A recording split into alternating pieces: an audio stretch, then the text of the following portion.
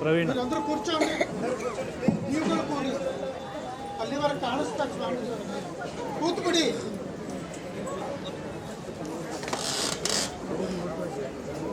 ಕೂತ್ಕೊಳ್ಳಿ.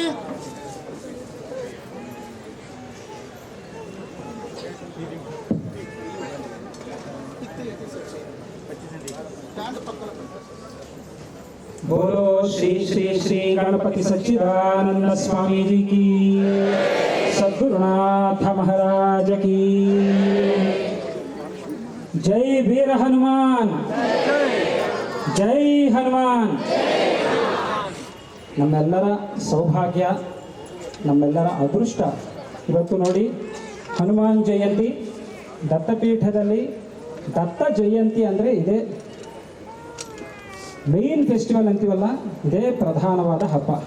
ಈ ಹಬ್ಬದಂದು ದತ್ತನ ಜಯಂತಿ ಮತ್ತು ಹನುಮಾನ್ ಜಯಂತಿ ಈ ಪರ್ವದಿನದಂದು ಆಗಮಿಸಿರುವಂತಹ ಎಲ್ಲರಿಗೂ ಕೂಡ, ಹೈಂದವ ಬಾಂಧವರ ಎಲ್ಲರಿಗೂ ಕೂಡ ಸ್ವಾಗತವನ್ನು ಕೋರ್ತಾ ಇದ್ದೇವೆ.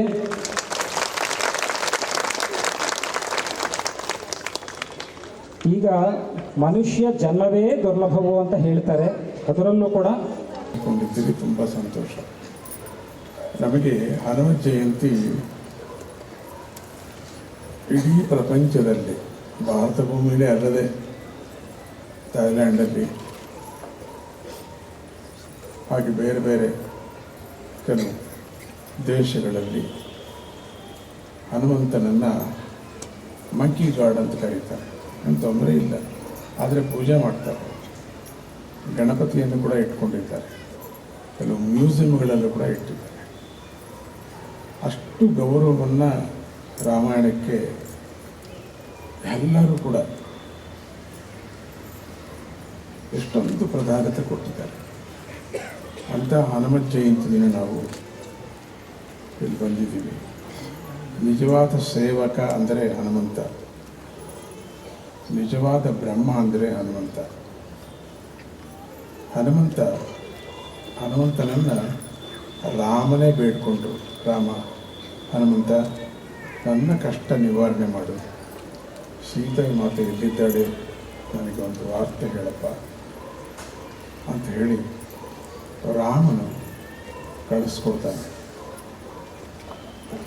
ಹನುಮಂತನು ಲಂಕೆಗೆ ಹೋಗಿ ಸೀತೆಯನ್ನು ಹುಡುಕ್ತಾನೆ. ಅಶೋಕವನದಲ್ಲಿ ಸೀತೆ ಕಾಣ್ತಾಳೆ. ಸೀತಾಮಾತೆ ಕೂಡ ನನ್ನ ಕೆಲಸ ಮಾಡಿಕೊಡಪ್ಪ, ಬೇಗನೆ ರಾಮನನ್ನು ಸೇರಿಸಪ್ಪ, ಹಾಗೆ ಅದನ್ನು ಒಂದು ಮಂತ್ರವನ್ನು ಇಡೀ ಭಾರತ ದೇಶದಲ್ಲಿ ಹೇಳ್ತಾರೆ. ಯಾವ ಮಂತ್ರ ಆದರೂ ದತ್ತಭಕ್ತರು ಹೇಳ್ತಾರೆ ನೋಡಿ, ಗಟ್ಟಿಯಾಗಿ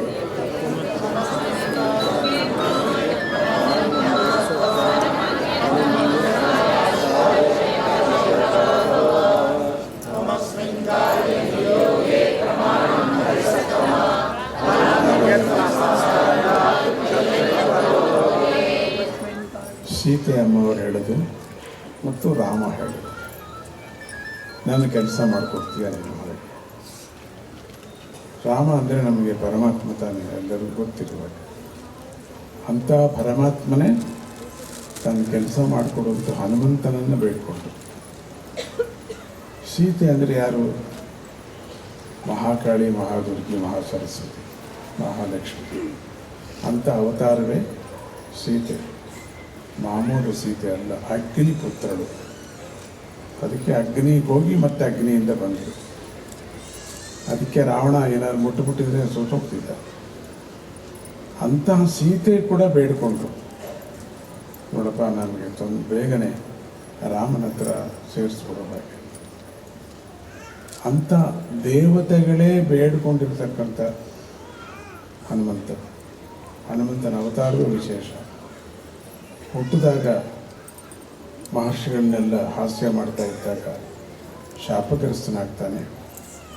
ಶಾಪಗ್ರಸ್ತನಾಗಿ ಹುಟ್ಟಿದ ತಕ್ಷಣವೇ ಹೋಗಿ ಅಂಜನಾದೇವಿ ಮಡಲಿಂದ ಓಡಿ ಸೂರ್ಯನನ್ನು ನಂಗೋಕ್ಕೆ ಹೋಗ್ತಾನೆ, ಹಣ್ಣು ಅಂದ್ಕೊಂಡು.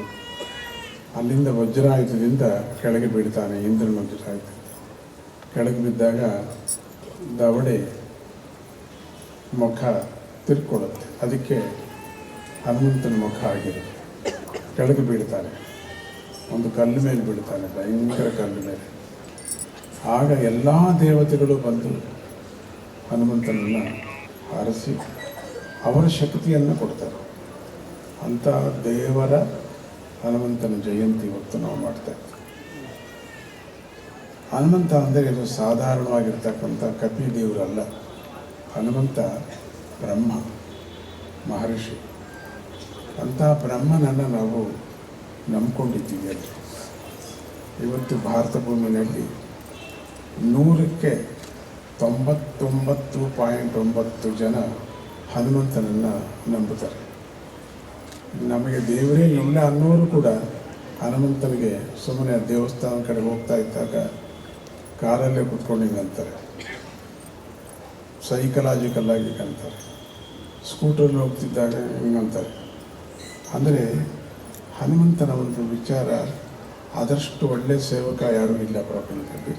ಅದರಷ್ಟು ಬುದ್ಧಿವಂತ, ಜ್ಞಾನವಂತ, ಮಾತಿನಲ್ಲಿ ಮಾಧುರ್ಯತೆ, ಗ್ರಾಮರ್ ಅಂತೀವಲ್ಲ, ವ್ಯಾಕರಣ, ಛಂದಸ್ಸು, ಮಾತಾಡೋದ್ರಲ್ಲಿ ವಿನಯ, ವಿಧೇಯ, ಎಂಥ ಅದ್ಭುತವಾದಂಥ. ಅದಕ್ಕೆ ಅವನನ್ನು ಪಾದ ಹಿಡ್ಕೊಂಡ್ರೆ ಸಮಸ್ತವೂ ಅವನು ಕೊಡ್ತಾನೆ. ನಮಗೆ ಇವತ್ತು ಪ್ರಪಂಚದಲ್ಲಿ ಹುಟ್ಟಿದ್ದೀವಲ್ಲ, ಕಾಮಕರ್ಮಗಳಿಂದ ಹುಟ್ಟಿದ್ದೀವಿ. ಇದನ್ನೆಲ್ಲ ನಾವು ಗೆಲ್ಲಬೇಕು. ಮೋಹಗಳಿಂದ ಸತ್ತೋಗ್ತಾ ಇದ್ದೀವಿ, ರಾಗಗಳಿಂದ ಸತ್ತೋಗ್ತಾ ಇದ್ದೀವಿ. ಮಕ್ಕಳು, ಮರಿ, ಮನೆ, ಕಾರು, ಕೆಲಸ, ರೋಗ ರುಜಿನ, ಹಾಸ್ಪಿಟ್ಲೆ, ಆಪ್ರೇಷನ್ನು, ಕೋರ್ಟು, ಕಚೇರಿ, ಒಂದ ಎರಡ. ಸೊ ಇವೆಲ್ಲವೂ ನಮಗೆ ಗೆಲ್ಲಬೇಕಾದ್ರೆ ಹನುಮಂತನನ್ನು ಒಬ್ಬರನ್ನು ಬೇಡಿಕೊಂಡ್ರೆ ಸಾಕು. ನಮಗೆ ಒಂದು ವೇಳೆ ಅದನ್ನು ನಡೆಯದೇ ಹೋದರೂ ಪರವಾಗಿಲ್ಲ, ಮನಸ್ಸಿಗೆ ಧೈರ್ಯ ಬರುತ್ತೆ. ನನ್ನ ಜೊತೆಯಲ್ಲಿ ಒಬ್ಬ ಹನುಮಂತ ಇದ್ದಾರೆ ಹಾಗೆ ಅಂತ ಅದ್ಭುತವಾಗಿರ್ತಕ್ಕಂಥ ದೇವರೇ ನಮ್ಮ ಹನುಮದೇವರು.